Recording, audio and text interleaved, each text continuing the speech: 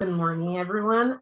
We switched to English now because we have a very special guest. She doesn't speak Portuguese, unfortunately, but Sorry. not unfortunately. I'm just kidding. I really thank Iyiola Solanke for accepting our invitation today.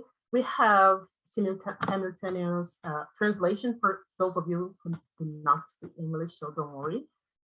This presentation will be put forward and will be available at the website at the USP Mulheres channel afterwards. So you cannot join us for the whole section. Don't worry, you'll be able to watch it later. So Professor Iyiola Solanke is a professor in the European Union Law, Social Justice in the School of Law. She researches and teaches at the University of Leeds. She has some really aligned interests with myself, but she researches. I'm only curious. And we will do a Q&A section, actually. We didn't want her to bother putting together a real presentation. I think we can benefit from asking her questions regarding her work as a diversity dean at Leeds University. So welcome, Professor Solanke. Thank you very Thank you much. for Thank you for accepting. inviting me to be part of your International Women's Day celebration, and happy International Women's Day to everybody out there. So we are celebrating, but not celebrating actually. We still have much to do with when it comes to gender equality at the university as in the Brazilian society as a whole. But today was an interesting day because we presented the data for undergrad, graduate students, and professors at the University of São Paulo, and we show with numbers and figures that the picture is not ideal yet, and we have much work to do regarding gender equality in Brazil. So I will start asking you for how long have you been Dean of Equality at the University of Leeds, and what are the goals of your association there? Okay. So I have been the Dean for Equality, Diversity and Inclusion at the University of Leeds for just under a year. I'm actually a co-dean. There are two of us. My colleague is Louise Bryant. She's a professor in medicine. So myself being a professor in law, we have I'm a dean from the humanities, and we have a dean from the STEM subject. So that's a nice balance. The creation of this role is very new at our university. The creation is an initiative of our new Vice Chancellor, who took up the role in September, I think September 2020. And she came from a perspective of wanting to make equality, diversity and inclusion more prominent at the university. So she wanted to make it as central to university business, as central to education, as all of the other things we do, as teaching, as research, as finance, as accommodation, etc. So she created these new posts for us.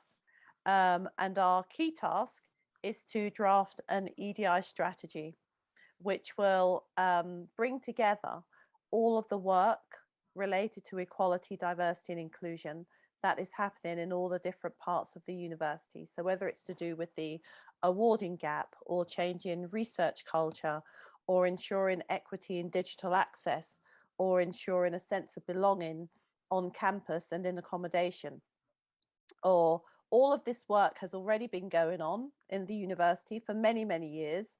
But the purpose of the EDI strategy is to bring all of that work together and to anchor it, so that the idea of equality, diversity and inclusion is really at the center of everything that the university does. So it's a kind of anchor.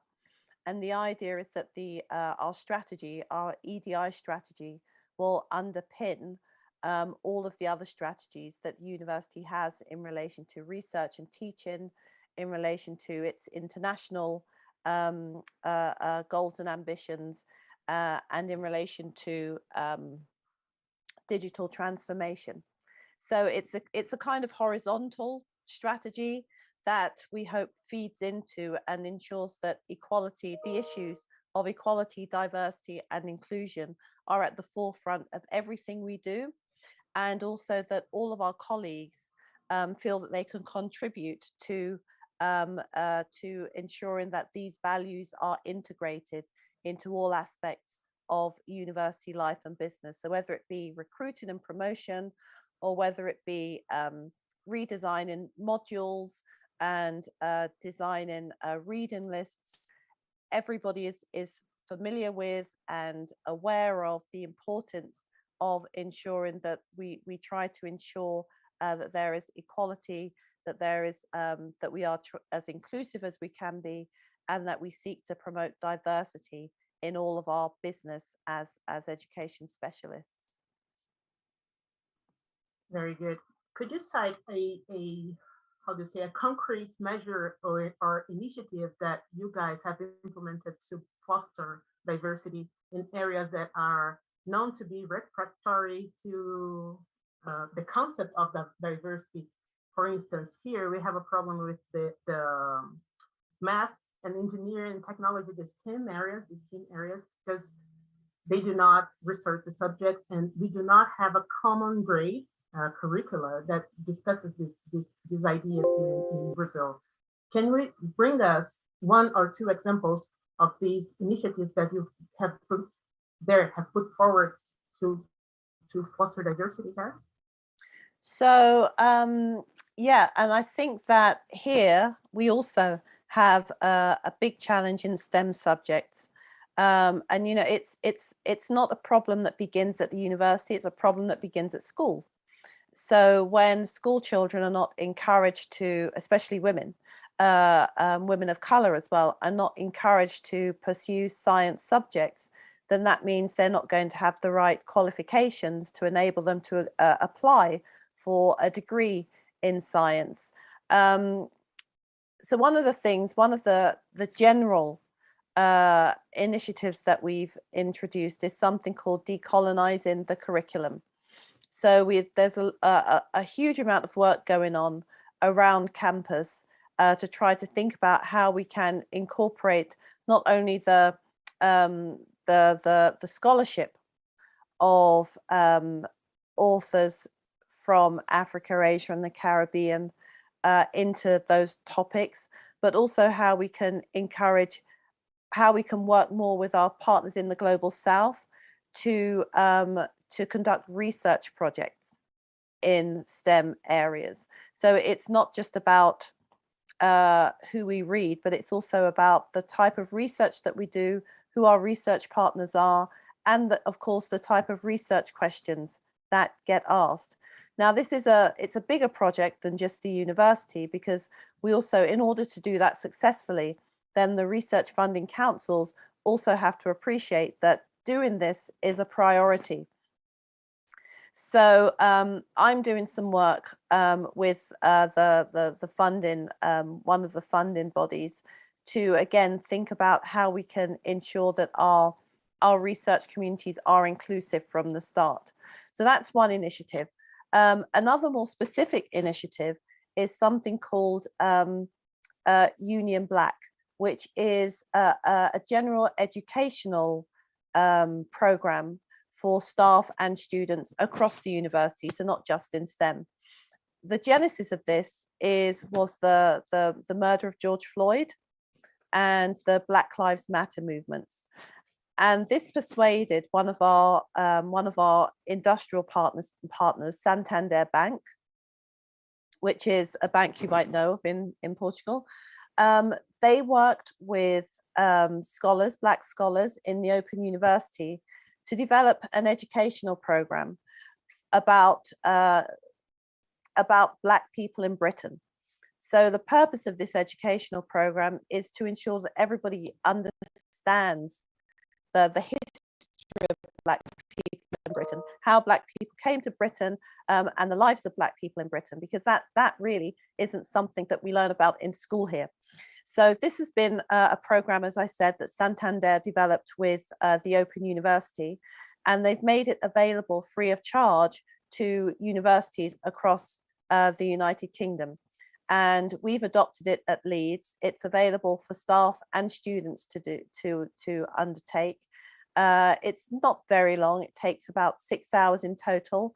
But the beauty of it is individuals can decide how much they want to do at any one time. So we're introducing that, and we're promoting that as a way to for individuals from the Vice Chancellor down to, you know, an undergraduate, to educate themselves on especially on race and racism in Britain. So there's a couple of examples for you. Very nice initiative indeed. I think we have to go back to the school bench if you want to do something different, right? So you brought up a matter that is dearest to me, the race cut, for obvious reasons. And do you think that putting the racial perspective into a gender program would bring more benefit to the diversity of the institution as a whole? Because I just assume the women's office, right? It is supposed to be for all women, but when we look at the racial distribution of our faculty, but people are only 2% of the professors here in São Paulo, at the University of São Paulo. So why do you think it is important to foster diversity, gender-wise, but also racially wise? I think it is kind of an obvious question, but I would like to hear your thoughts about why the racial cut is really important to foster diversity in the university environment. So as you can imagine, this is also a question that's close to my heart. And as you said at the beginning, it's an interest that we both share, and something that brought us together in the first place. So where to begin? So you mentioned that 2% of the professors at your university in Sao Paulo are Black. Here in the UK, I did some research a few years ago, trying to identify where Black female professors are in the United Kingdom, and the answer was quite sad and quite shocking, because I discovered that there are many universities in the United Kingdom that do not have a single Black male or female professor. And that applies whether they are a research intensive university that belongs to the Russell Group, or whether they are one of the newer universities. There are some universities that have a number of Black female professors. Liverpool springs to mind, but then there are many others that don't have any. And it seems to be it's only slowly that vice chancellors and universities are recognizing our absence. So actually we haven't really been missed, which is very sad when you think about it, but that's the reality. So I started something called the Black Female Professors Forum, and the idea of this was to create visibility for Black women in academia, especially at the higher levels. And this was not just for us ourselves, so that we could realize that we aren't actually alone, that there is a kind of community out there which we can work with, and which I actually have worked with. So the Co-Power project, which you know about, that came about because of the Black Female Professors Forum, but also for Black students. It's, you know, you live what you can see. And if you never see a Black female professor, then why on earth should you think that you yourself could one day become a Black female professor? So for me, it's important that that visibility is a very important part of what we need to do in order to change the demographic distribution at all levels of the university, not just at the initial stage, but not just in the academic part, but also in relation to professional services. So we also have very few, maybe 5 Black vice chancellors in this country. So there's a lot of there's a long way to go. Why is this important? Well, our business is to create knowledge. Our business is to identify gaps in knowledge, to ask questions, and to undertake research to answer those questions. When we don't do that in certain areas, then society can find itself stuck for answers. And one very good example of this is the COVID pandemic. So when in March 2020, or soon after March 2020, it was realized that in this country, that the majority of those who were not only contracting COVID, but being hospitalized for COVID and dying for COVID, that there was a disproportionate number of Black people, men and women, who were dying of COVID. We didn't know why. We had no answers.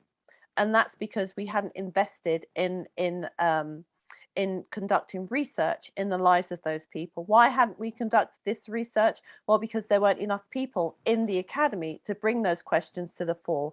There had been a lack of investment in research that focused on those areas. So that left society with a serious problem. So that's, diversity isn't just an issue, something to pursue because it's nice. Diversity in higher education is something that we need to pursue because it helps us to understand our society and to make our society a better place. Diversity is also not just something we do just because we want to be able to say we're tackling discrimination, but it's because we want to improve the quality of our democracy. So when we think about discrimination, when we think about exclusion, these are issues that we have to tackle, not because we want to feel as if we're good people and we're doing something morally right. No, there are very practical reasons for doing this. It's to ensure that we have a healthy democracy, and it's also to ensure in very practical terms that we have the knowledge that we need to answer the very pressing global challenges that face all of us wherever we are.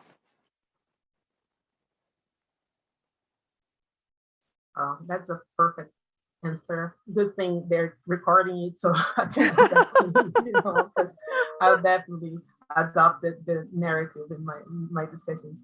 Could you cite one or two examples in how, in your perception, the University of Leeds has changed after adopting some of the initiatives you were talking about? So that's a very, very good question, because yes, it's not just about adopting these initiatives, they have to make a difference as well. To some extent, it's hard to quantify the difference, because one of the issues that we have, and I think you have the same issue, is collecting data. So there is still, I think, some suspicion amongst groups who are marginalized on campuses and marginalized in society, whether on the grounds of race or disability, about answering questions about their demographic characteristics. So we do need to do better in encouraging people to give their data. And the way in which we do that, I think, is by explaining what the data will be used for.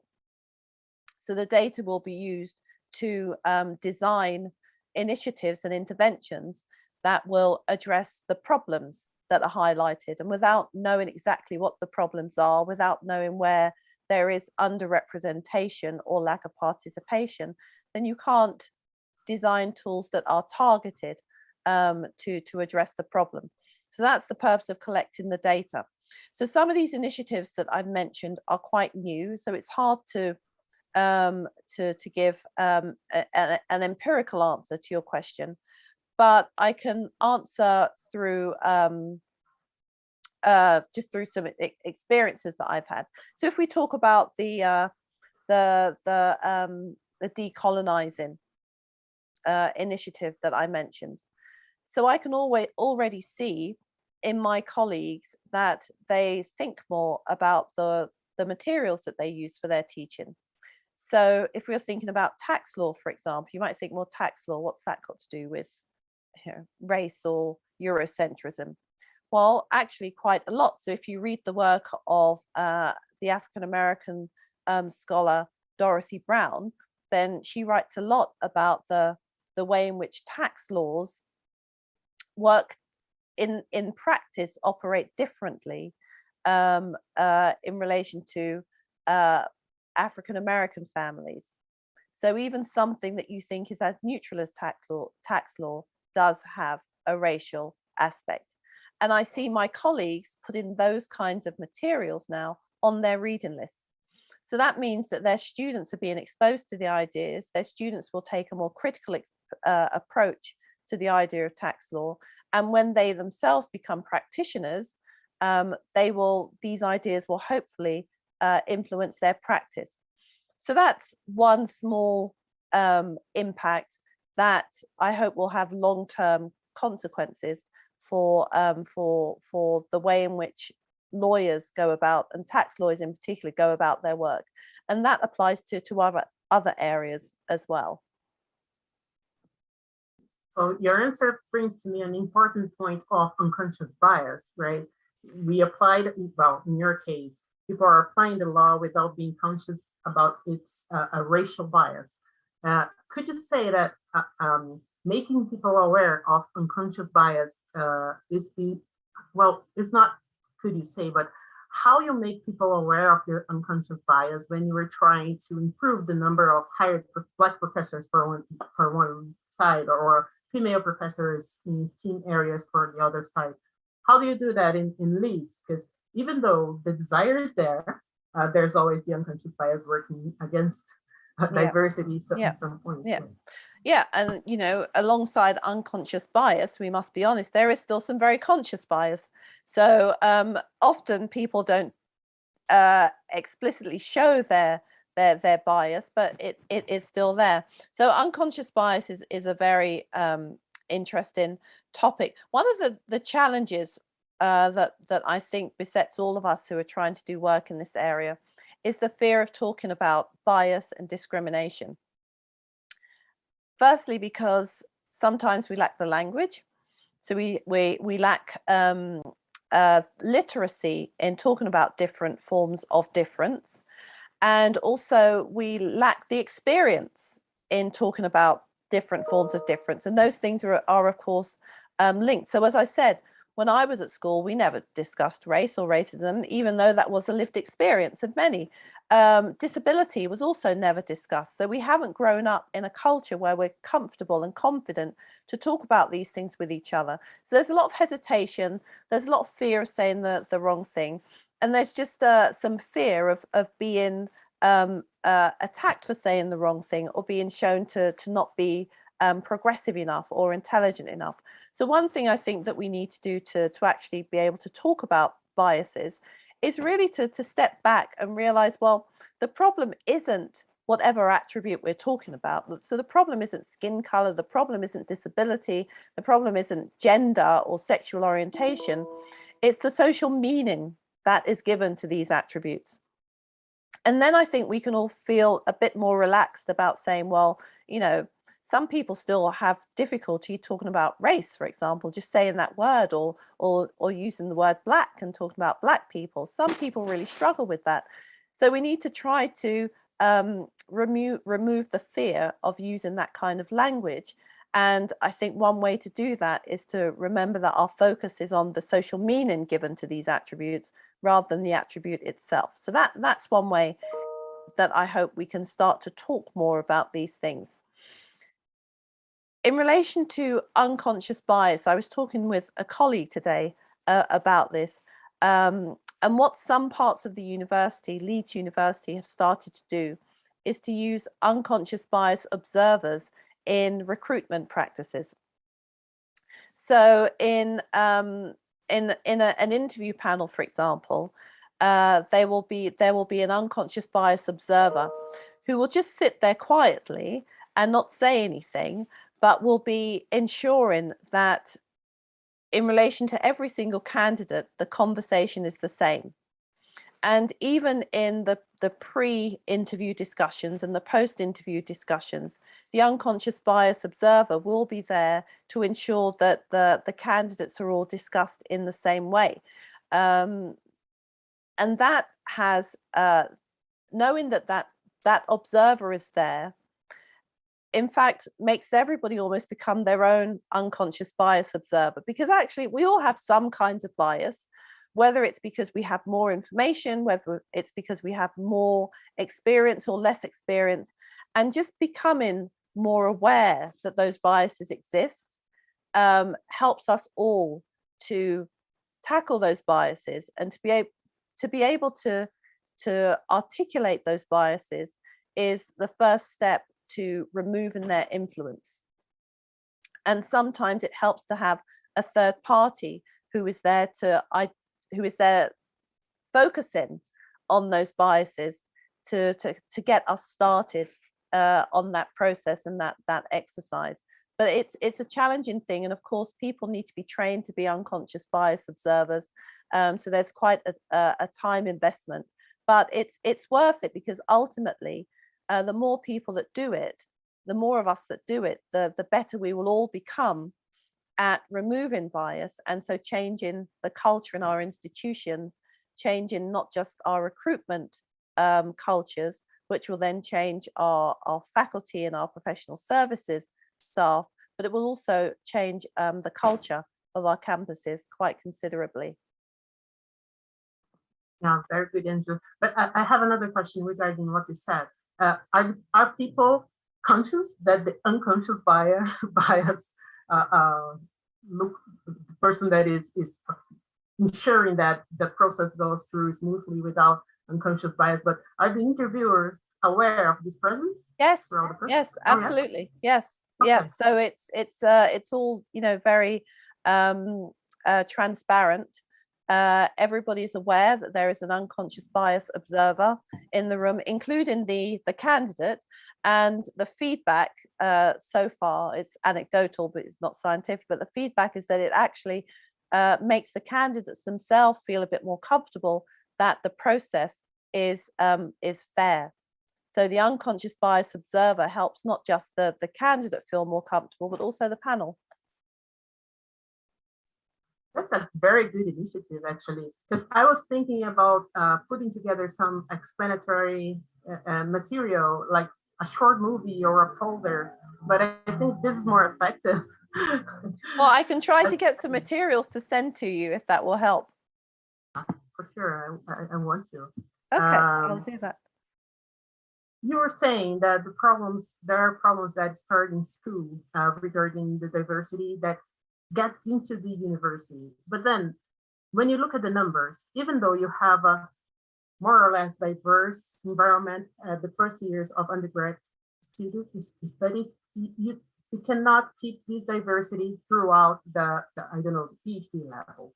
So there is a leaking pipeline, and I read a paper this week on Nature Geoscience, my area of research, saying that we shouldn't call it a leak pipeline because it gives you or the institution a sense of passivity, to see them allow it to see themselves as a passive agent, as passive agents in the process when the obstacles put in the way of minority careers are not passive at all. So what would you say that are the most obvious or the most harmful obstacles that women face in STEAM areas, for instance, or Black people in general, to achieve higher levels of education? Once they get in, they get out earlier and faster than the male white peers.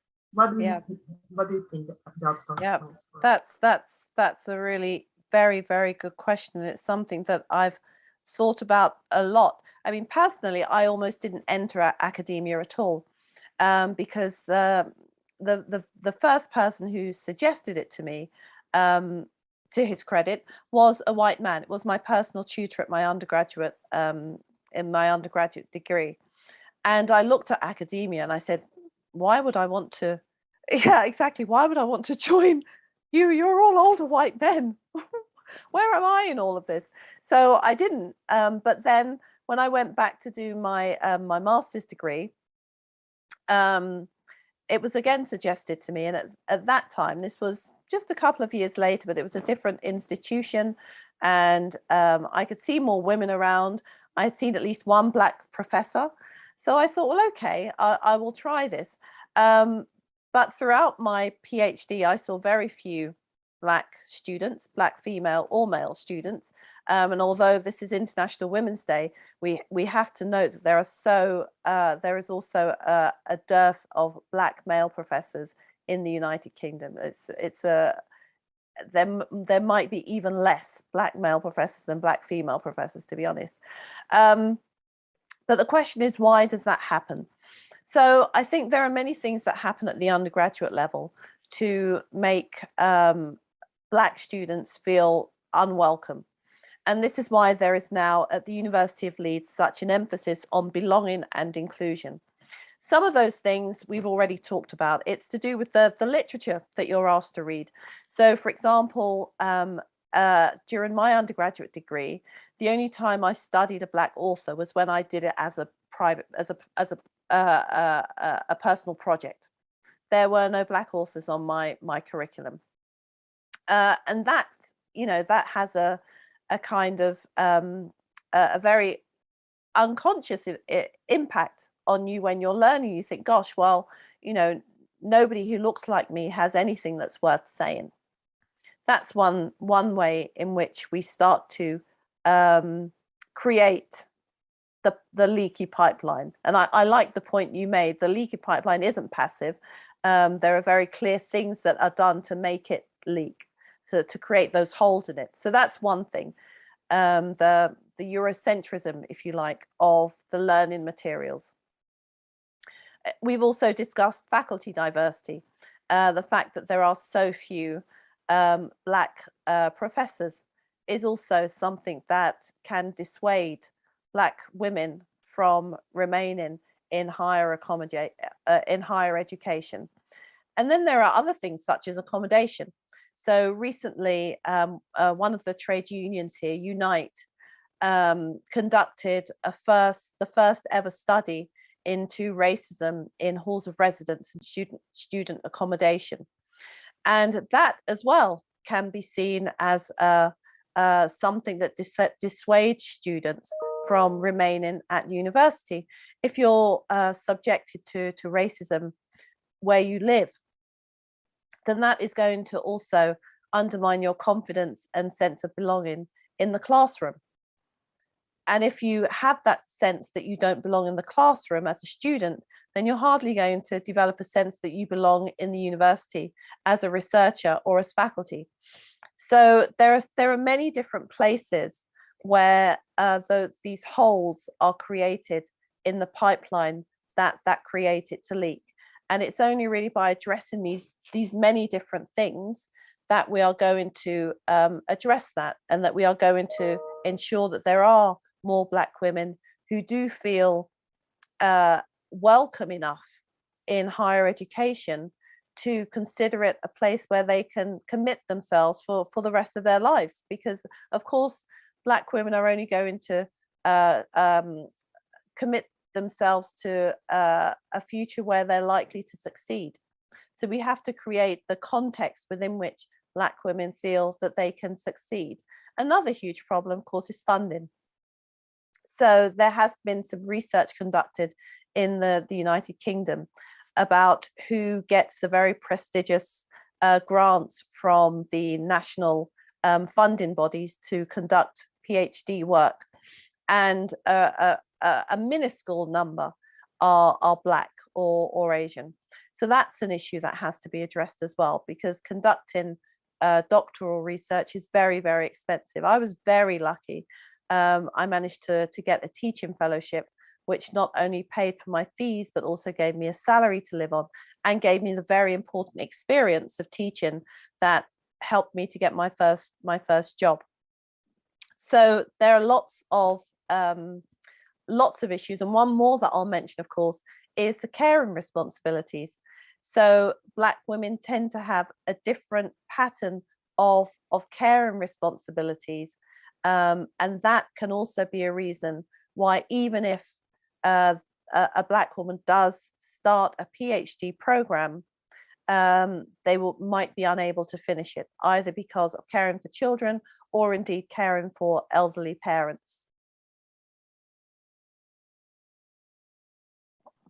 So do you believe we should design special programs for the underrepresented groups? Like, let's stick with Black women because of the date, but do you think that the PhD programs or the postdoctoral programs should envisage as something, I don't know, a bonus in I don't know, in salary or courses or I think there should be there Right. should be there should be funding. I think there should be ring-fenced funding for Black women who want to undertake PhD studies, because we need to create a critical mass.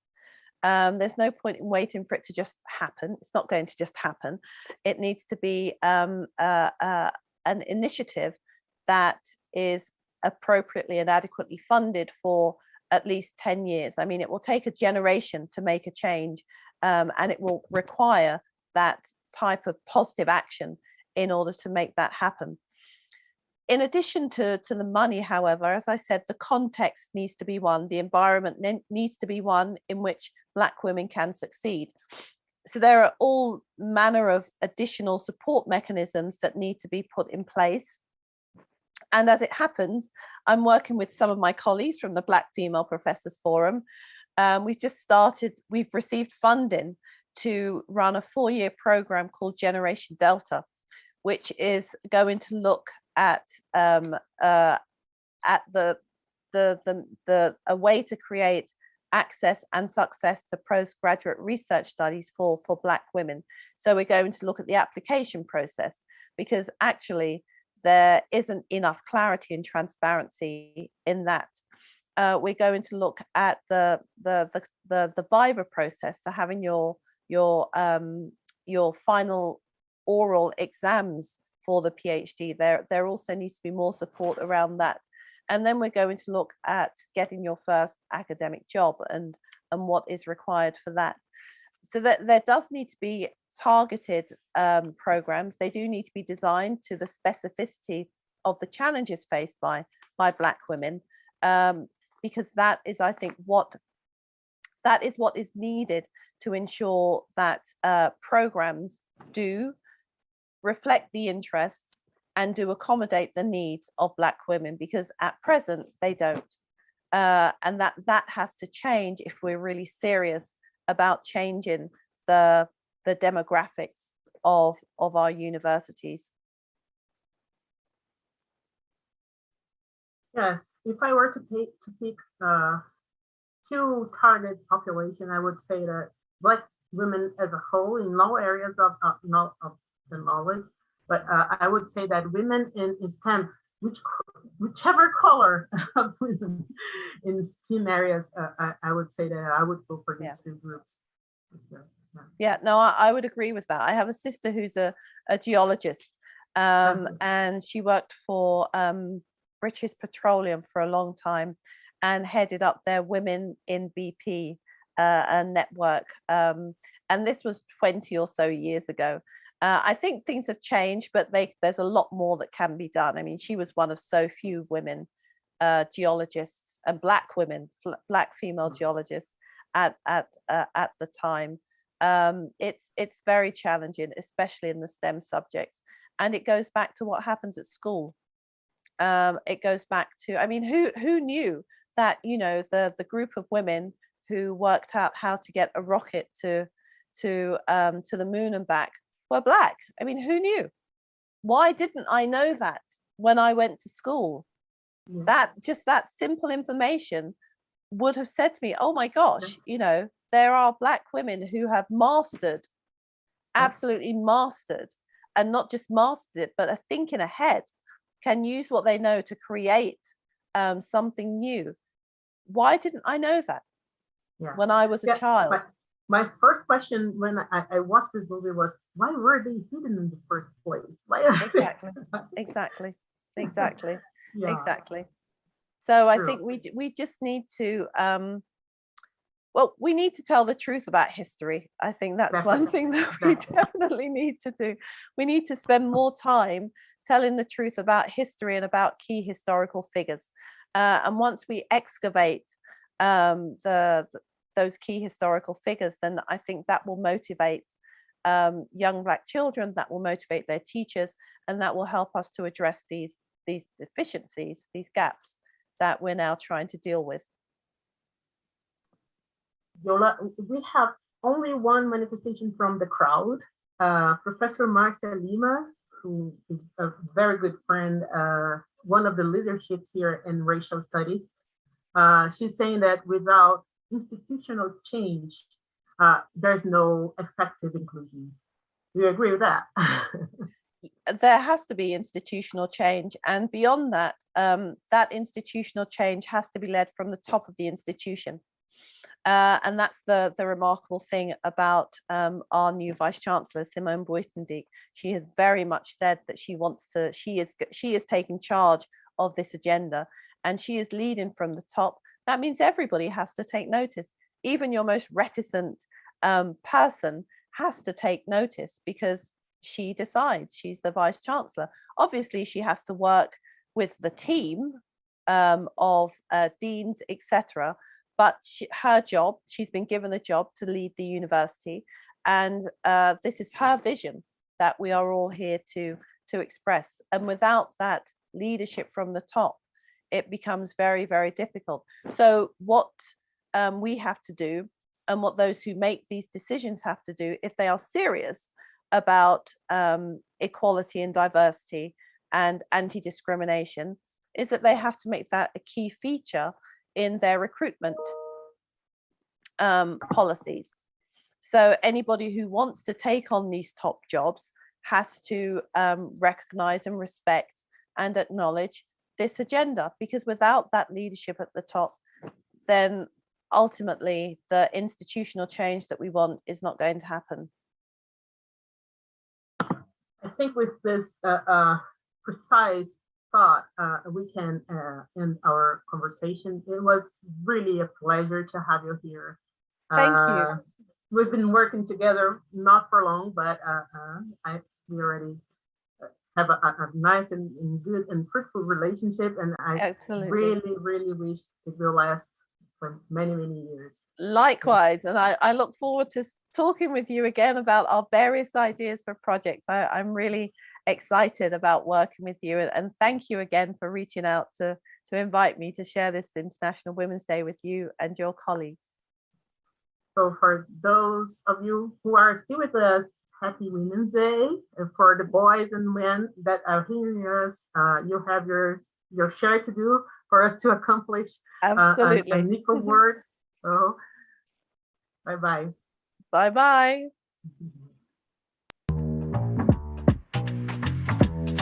I think we are free, Iyiola.